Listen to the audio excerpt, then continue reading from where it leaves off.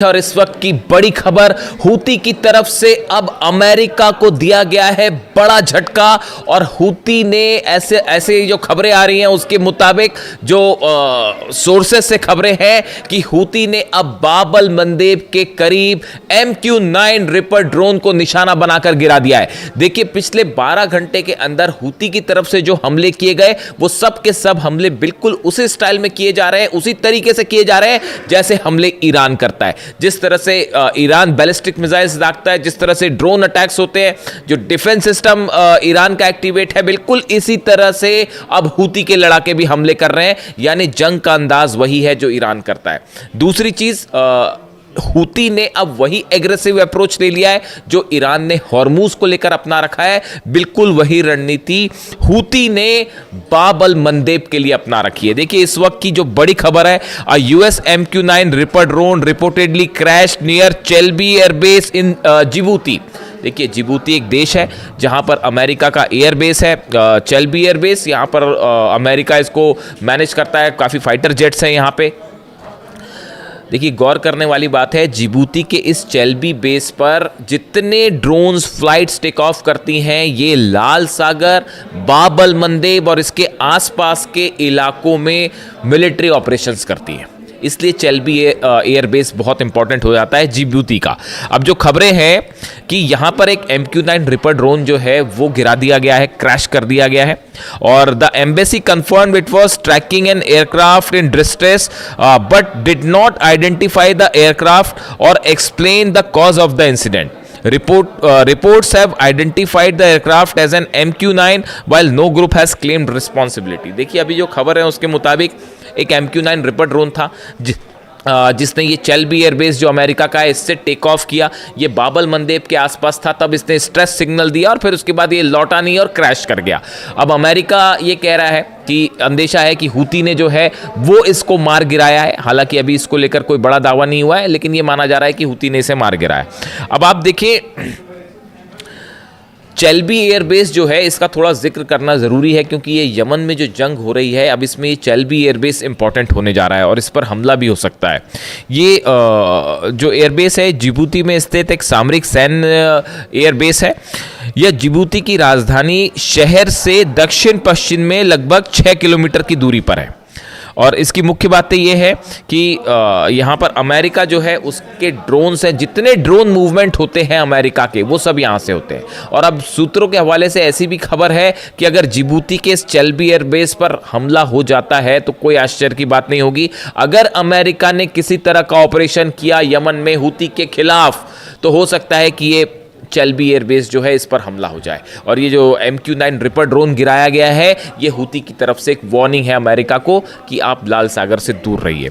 इसके अलावा देखिए, जो खबरें आ रही हैं, यमन ने जो है हूतीज़ ने सऊदी के ऊपर लगातार दबाव बनाना शुरू कर दिया है। यानी हमले के साथ साथ समंदर में, बाब-अल मंदेब में एक टोटल ओवरऑल दबाव बना रखा है हूती के ऊपर। ये बहुत ही एग्रेसिव रणनीति है। Yemen Houthis strike Saudi backed forces in Mokha with ballistic missile drone and releasing dramatic footages. देखिए, मोखा में जो हमला हुआ, यमन की सेना यानी सऊदी को, जो सऊदी बैक करता है जिस यमन की सेना को, उसके ऊपर हूती ने हमले किए। कैसे हमले किए मोखा में? बैलिस्टिक मिसाइल से, ड्रोन से। और सबसे बड़ी बात है, इसका वीडियो भी रिलीज किया बिल्कुल इसी अंदाज में जैसे IRGC करती है। अब आप समझ जाइए मैं क्या कहना चाह रहा हूं। The Houthis warn Saudi Arabia wherever you mass you get bombed. सीधी धमकी है सऊदी को हूती की तरफ से कि आप जहां भी जमा होंगे वहां पर हमला किया जाएगा। The attack reportedly killed at least 7 people and wounded dozens. ये जो हमले हुए हैं हूती की तरफ से, जो हमले हुए इसमें 7 लोग मारे गए हैं, संख्या ज़्यादा हो सकती है इसकी, और सैकड़ों लोग इस हमले में घायल हो गए हैं। The Houthis also claimed a drone strike on an Aramco facility in Saudi Arabia। जज़ान में कल जो हुआ वो आप जान ही रहे हैं कि वहाँ पर धमाके हुए, ड्रोन स्ट्राइक की खबर है हूती की तरफ से। जज़ान में ऑयल फील्ड में आग लग गई। अब देखिए, हालात ये हैं फिलहाल कि बाब-अल मंदेब बिल्कुल उसी तरह से बंद है जिस तरह से हॉर्मूज खोलने के लिए ईरान ने अपनी नई शर्तें रख दी हैं। मुआवजा वापस दिया जाए, अमेरिका अपना सेना लेकर निकले, अमेरिका अपने बेसिस खाली करे। मतलब बहुत ही ज़्यादा सख्त शर्तें ईरान की तरफ से रख दी गई हैं हॉर्मूज को खोलने के लिए। अब ऐसी स्थिति बाब-अल मंदेब में भी अपना ली है हूती ने। हूती का जो स्टैंड है बाब अल मंदेब को लेकर वो बिल्कुल वैसा ही है जो ईरान का हॉर्मूज को लेकर है। अब इस हालात में सऊदी अरेबिया क्या करेगा? देखिए ये बहुत अहम हो जाता है मामला। जिस तरह से ये पैक्ट साइन हुआ सऊदी पाकिस्तान हूती तुर्की का उसको लेकर ये था मामला कि अब ये सऊदी पर सीधा सीधा हमले हो रहे हैं, इसी को ही जंग कहते हैं, सीधे हमले हो रहे हैं। ऐसी स्थिति में तुर्की और पाकिस्तान क्या करेंगे? क्या दोनों किसी तरह से हूती के ऊपर हमला करेंगे? इस तरह के तमाम सवाल थे, लेकिन ये साफ कर दिया गया है खासतौर पर तुर्की की तरफ से कि फिलहाल ऐसा कोई जॉइंट फ्रेमवर्क ही तैयार नहीं है जिसके तहत तुर्की जो है वो इस मामले में शामिल हो। यानी तुर्की ने दूसरे शब्दों में हूती पर किसी भी तरह का ऑपरेशन करने से साफ मना कर दिया है। तुर्की ईरान के खिलाफ नहीं जाएगा, ये बात एकदम साफ है। इस हालात में देखिए तुर्की माइनस है, यानी सऊदी यहाँ पर फिर अकेला पड़ा हुआ है। अमेरिका मदद करने की सिचुएशन में है नहीं, इजराइल जो है वो सऊदी की मदद करेगा नहीं। इस हालात में अब सवाल ये है कि सऊदी अपनी रक्षा कैसे करेगा, सऊदी की मदद कैसे होगी? ये अपने आप में एक बड़ी खबर। इसके अलावा देखिए एक और अहम खबर का जिक्र करना ज़रूरी है, वो है गाज़ा। नेतन्याहू की तरफ से बयान आया है कि वो एक तो 15 सूत्री जो प्रोग्राम है डोनाल्ड ट्रंप का गाज़ा पीस प्लान जो है वो उसको स्वीकार करने से उन्होंने मना कर दिया, सीधा सीधा मना कर दिया। यानी ये देखिए आप ये बता रहा है कि ये डोनाल्ड ट्रंप की लगातार कम होती पोजीशन को बता रहा है कि ईरान ने डोनाल्ड ट्रंप की हालत ऐसी कर दी है कि अब नेतन्याहू मुंह पर सीधा मना कर दे रहे हैं, क्योंकि सब कोई महसूस कर रहे हैं कि हर स्तर पर डोनाल्ड ट्रंप की हार हुई है, डोनाल्ड ट्रंप एडमिनिस्ट्रेशन की हार हुई है। चाहे हॉर्मूज हो, चाहे न्यूक्लियर पॉलिसी हो, चाहे जंग हो, आप जहां भी ले लें, चाहे एयर बेसिस हो, डिफेंस हो, सिक्योरिटी हो, सब में अमेरिका बुरी तरह से हारा है ईरान के साथ जंग। तो अब ऐसे हालात में हम नेतन्याहू भी सीधा सीधा जो है डोनाल्ड ट्रंप के प्रस्ताव को नकार दे रहे हैं और कह रहे हैं कि गाज़ा पीस प्लान को मैं नहीं मानूंगा। इसको लेकर तमाम खबरें आप देख सकते हैं। और इसको लेकर ईरान और इजराइल आमने सामने होंगे, इस बात को भी याद रखिए। गाज़ा को लेकर अब ईरान और इजराइल के बीच में बड़ी जंग होगी, ऐसे हालात बनते जा रहे हैं या बनाए जा रहे हैं, दोनों स्थिति है। लेकिन जो गौर करने वाली बात है, जो असली बात नेतन्याहू ने कही, वो गाज़ा पीस प्लान को स्वीकार नहीं करते, वो तो एक बात है ही। उन्होंने अपनी बातें कही कि हमास हथियार छोड़े वगैरह वगैरह, वो एक अलग चीज़ें हैं।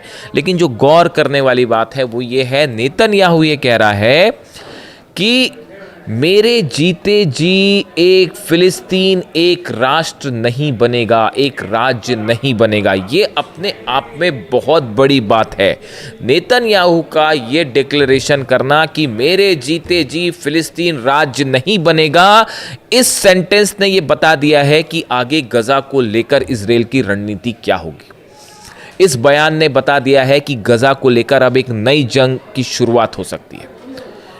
गाज़ा को लेकर ये जो बात है, ये देखिए बहुत अहम सेंटेंस है जो मैं फिगर आउट कर पाया कि मेरे रहते जो है, मेरे जीते जी जो है फिलिस्तीन राज्य नहीं बनेगा।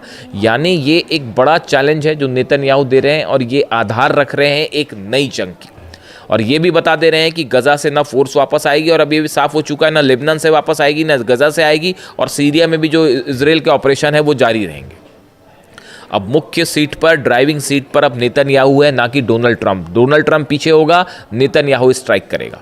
और प्लान है जितने ईरान के संगठन जो मदद कर रहे हैं उन सबको कमज़ोर करने का, चाहे हमास हो, चाहे हिजबुल्लाह हो, चाहे हूती हो।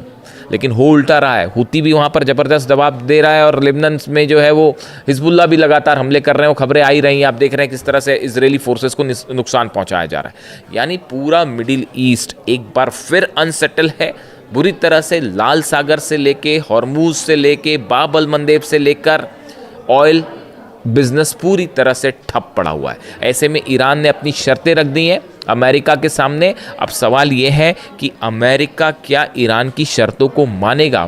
क्या मुआवजा देने की बात जो ईरान ने कर दी है, क्या डोनाल्ड ट्रंप उसको मानेंगे?